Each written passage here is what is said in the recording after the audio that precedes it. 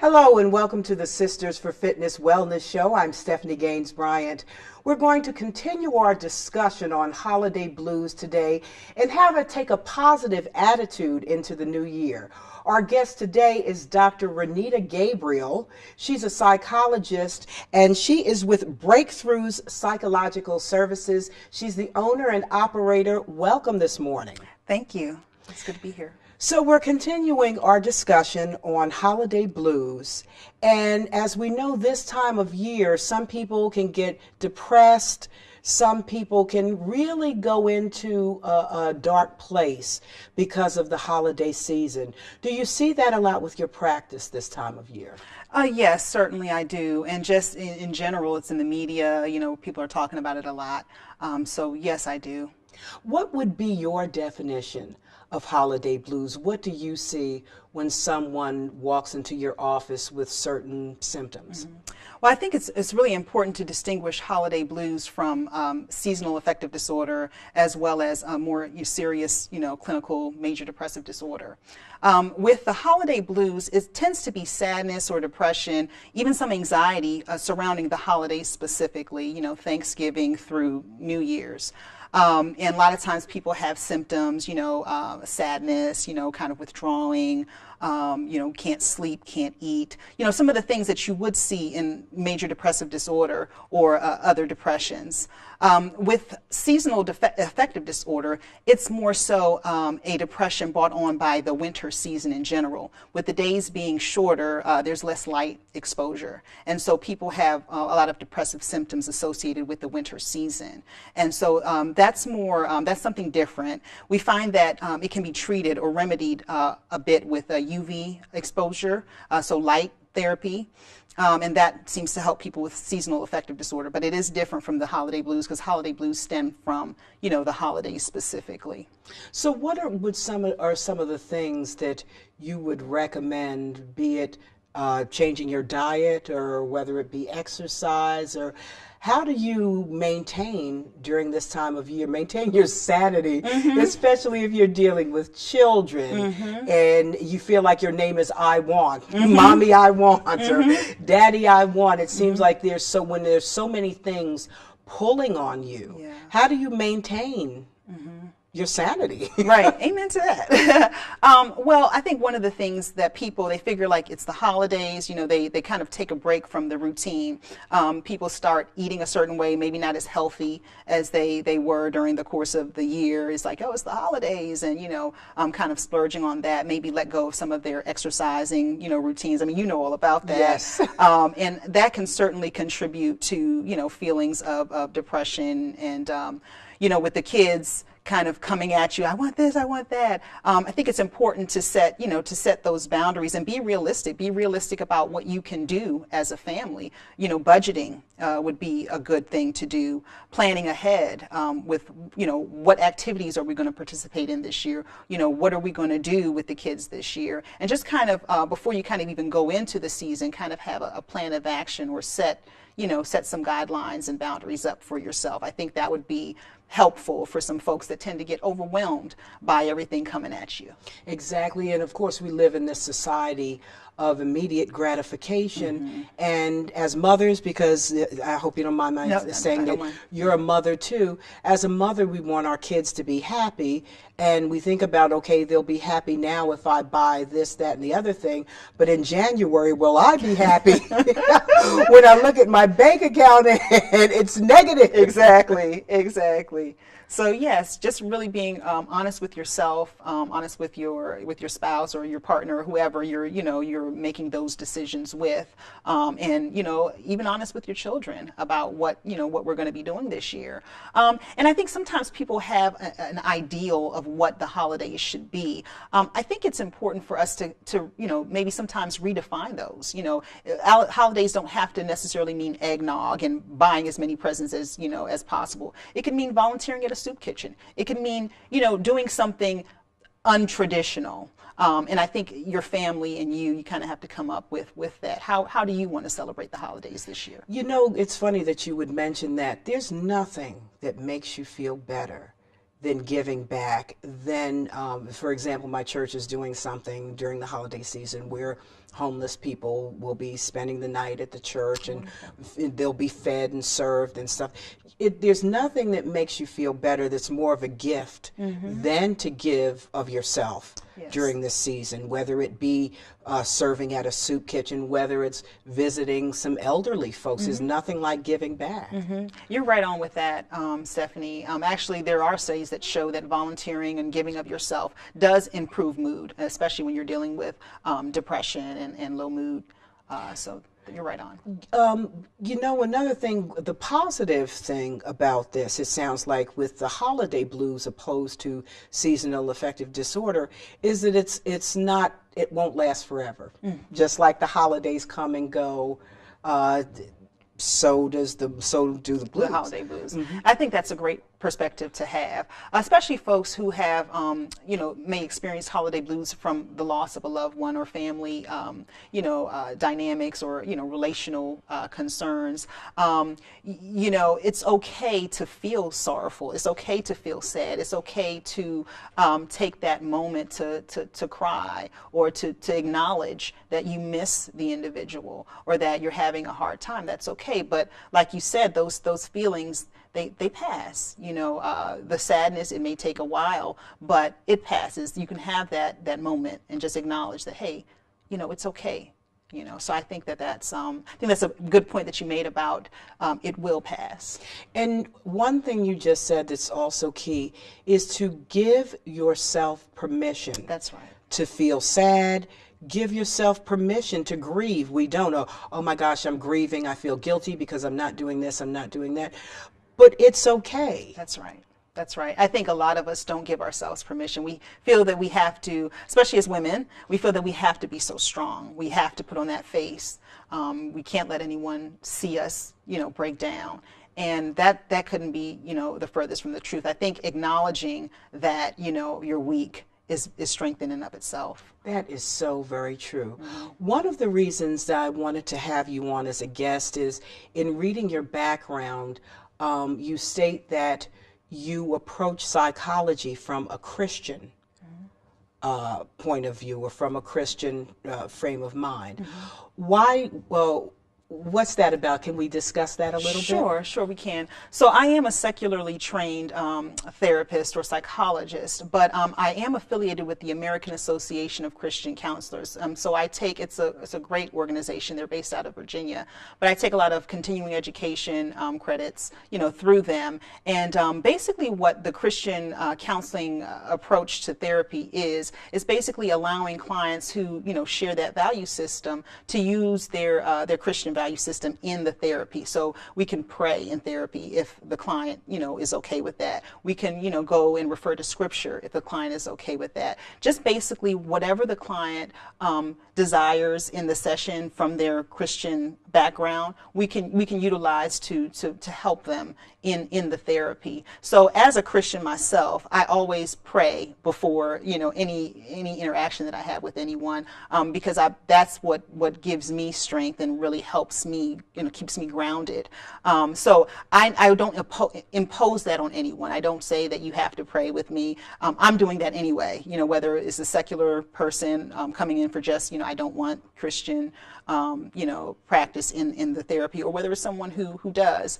So that's something first and foremost. And then based on, who's in front of me and what they want and what I feel would be beneficial, I go from there. But it's really guided by the client and their comfort level.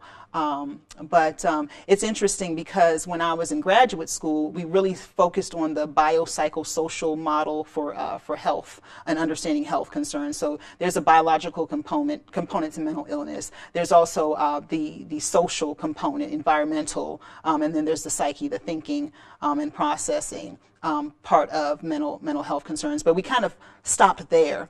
And of late, there's also, people realize that there's also a spiritual component, like what's all this, the core of what makes us who we are. And so I think that's just so important to incorporate. We can't leave that out and consider someone whole without leaving out the spirit part of who we are. Well, I'm sure you're aware of the fact that in the African American community, psychiatry, psychology was taboo for so many years. Yes.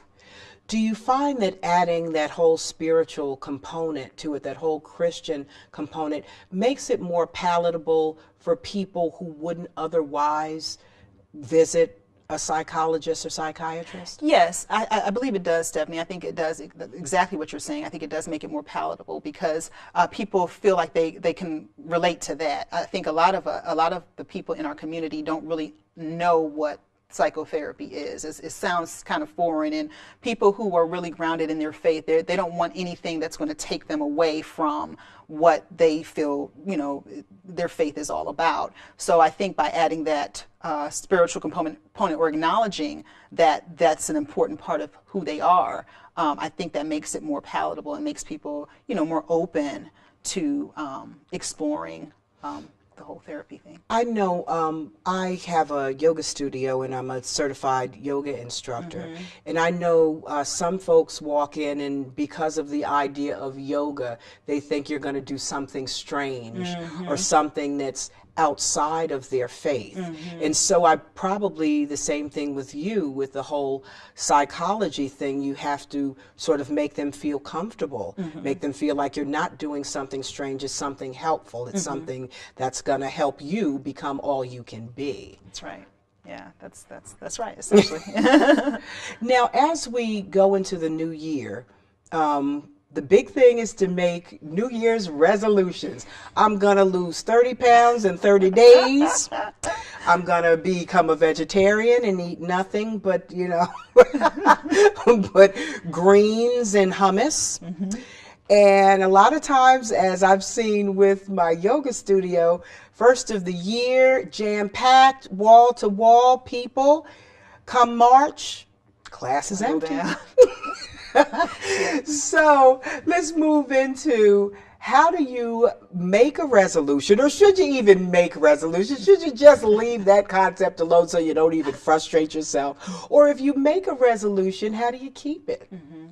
Very great questions. I'm certainly of the mindset that resolutions are a good thing. I think any sort of goals for yourself are good things, but I think it's how you make the goals and what the goals are, I think is really what we can focus on.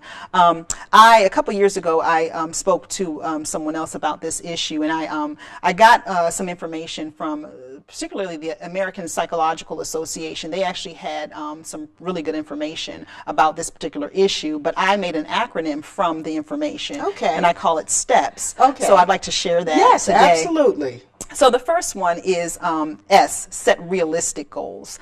You shared, the 30 pounds in 30 days. I mean, I'm not saying that it couldn't happen, but, I don't know if or even 30 pounds in 5 days is really realistic. So and is that healthy? Is it right? Is it even healthy?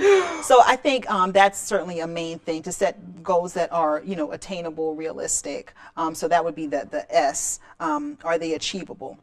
The T is take time to plan. So what does it take to achieve that goal? Do your research, do your homework. I mean, you know all about that. I know you do lots of research. And, yes, indeed. So take the time to plan. What is it going to take for me to achieve my goal? The E is embrace one change at a time. So essentially pace yourself. A lot of times we come up with like 10 to 15 different New Year's resolutions. Well, I mean, when you have so many, it can be a bit of a challenge to achieve all of them. So pace yourself. So really embrace one change at a time, 1 or 2 changes at a time. Persist. When you fall off the wagon, I think that's the hardest thing with you saying with the yoga class, people just kind of fall off. And a lot of times when we do, we really kick ourselves in the butt and we're like, well, what's the point? I'm already, out of the game. But really try to get back on. And the third, the S, the support and accountability can really help you with that. So that would be my final suggestion, is really to try to get some people on board with what you're trying to do that can hold you accountable, so that when you fall off, you have an easier time of getting back on the wagon. So those were my suggestions. Well, let's go back over them. Let's go over the S one more time of steps. Sure. So the first S is set realistic goals. We talked about, it may not be the most realistic thing. We gave the weight loss example of, trying to lose 30 pounds in 5 days or what have you. Yes. Or maybe, trying to I'm going to the gym every day. Right. And you haven't stepped in the gym in your life. Exactly. And so what happens is you get sore. Yeah. after the first or second session. And well, I don't want to go today. I'm sore. I'll go tomorrow. Right. Next thing you know, a week has passed, and you've bought this year-long membership. Exactly. And you never go back to the gym again. Exactly. So you kind of set yourself up in that sense. So really try to be realistic about your goals. And when we say be realistic, well, you may have to do the research first to find out if it's something you can do, and if it's something you really want to do, how do you go about doing it? So that would be the T, taking time to plan it out and do the research and find out. And it's so easy nowadays. You can look up anything, and within a few seconds, you have more information than you can ever dream of. Anything. That's so true. Yeah, research. If it's weight loss you want, and do the research. What's best for your body? Because in my opinion, diet depends on what type of body we're talking about. What would be the best way for you individually? What's best for your coworker in losing weight may not be what's best for you. Yeah. What's best for your coworker as far as the physical activities that you partake in, you might not like that. You might not like to walk, or you might not like going to the gym. You might be a better bike rider. That might be something. So my advice too, along with the research, is choose things that you think you'll enjoy, you think you'll be able to tolerate. Yeah, that's a really good one, Stephanie. I also wanted to add to that, it's not a bad idea to consult with others, like a coach or professional. Might be good to bring in a fitness person and kind of, get their opinion, or go to a doctor or another professional to find out, kind of, hey, what's the best thing for me? So it's not a bad idea to consult as well as you're doing the research. And like you said, another thing is make sure that you consult your doctor first, that you don't have some health issues, for example, that might prevent you from doing certain types of physical activity. Or we want to start off too fast. We want to say, well, I'm going to run for an hour. And you've never run in your life. Right. And those things are like recipes for failure. Yeah, exactly. You're exactly right. So, and what is the E again? The E again talk a little bit more in depth about sure. the E. Embrace one change at a time. So pace yourself. Don't tackle too much at once. Take a couple of goals. We don't have to do all 15. Really try to take your time and pace yourself with the different things that you're trying to do. My sister recently lost weight, but in previous years, she would try to lose weight and quit smoking. Oh, wow. At the same time. And every single time it ended up as a disappointment. Because those are really two great big feats that you're trying to overcome, and it just is too much. And I think if you do one, let's just say if your goal is to lose weight and you're starting to become successful with that, the pounds are coming off, then you feel more encouraged to put on that second goal, or to take on that second goal. So maybe start with one, like you said, one or two, and then work your way into the other ones. But don't just start off with, okay, I'm going to do and then you end up doing nothing. Yep, there you go. There you go. There you go. And let's talk about the P once more. The P is persist. When you fall off the wagon, dust yourself off and try again, and sometimes it's easier said than done, but I think the S, the last S is very helpful, and that's your support system. Really try to, get people in there to kind of help you stay accountable to what your goals are. And they also say that as far as, with dieting as well, with writing down, maybe writing down too. This is what my goal is. And there's so many tools nowadays that you don't even have to write it down. Apps for everything. Exactly, exactly. Where you can press a button and okay, this is what I did yesterday, or this is what I ate yesterday, and this is what I can do today. Yes. We live in a day and time where you can't make as many excuses. Very true. Very true, Stephanie. Yes. So how can we go into the new year with a positive outlook? I do news, and I have been doing news for almost 25 years now. And you see the world, if I saw the world from my little news perspective, it would appear that everything's bad. Yeah. You've got wars, murders, you name it. We see that on an everyday basis. How do you approach the new year saying, I'm going to have a positive attitude no matter what happens to me. No matter, it rains on everyone. So it's just a matter of how you deal with that rain. How do you help folks deal with the rain? Well, that's a really good question. And that's a large part of what we do. One of the things that I'm thinking about, as you're saying, because there is a lot of negative news, unfortunately, one of the things that I would recommend is maybe tuning out a little bit. I mean, not saying that you have to be oblivious to what's going on, but the inundation, like every single day, every the whatever time you watch the news and reading the paper, sometimes you can create a buffer by, getting unplugged, every once in a while. So that might help. And I think just try to really find things that you enjoy that kind of feed you spiritually and mentally and emotionally. What are the things that we talk about self-care in my field? What are the things that you're doing to care for you? Whether it's going out for a walk, being with nature. Some people, they really just being out in outside, really, yeah. And that's a good thing. So find out what it is that you can give to yourself to really kind of help care for yourself in a time when things are they're not always pretty. Surrounding yourself with things that are beautiful. And again, this is not about living in denial or not being aware of what's going on, but just to kind of create some of that buffer for yourself. So maybe getting unplugged, trying to do things to promote self-care for yourself. As a mother, we have to give ourselves permission to do things for ourselves, even if it's something as simple as going to the nail salon and getting a pedicure, letting someone work on your feet, simple things like that. I think as mothers, we really have to give ourselves permission to take time for ourselves. When I'm away from home, it's a pleasure for someone to call me Stephanie and not Mommy. So those little things, just giving yourself permission to be who you are outside of mother, wife, partner, co-worker. Yeah, that's good. That's part of why I'm here, to also inform, but this is also important to me, to make sure that I'm also informing the community and helping people outside of my family. So I think what you're saying is very important, and a lot of us don't give ourselves permission. We do feel a lot of this mommy guilt, or just guilty for taking care of ourselves. But you may have heard of this analogy too, with the oxygen mask and the plane.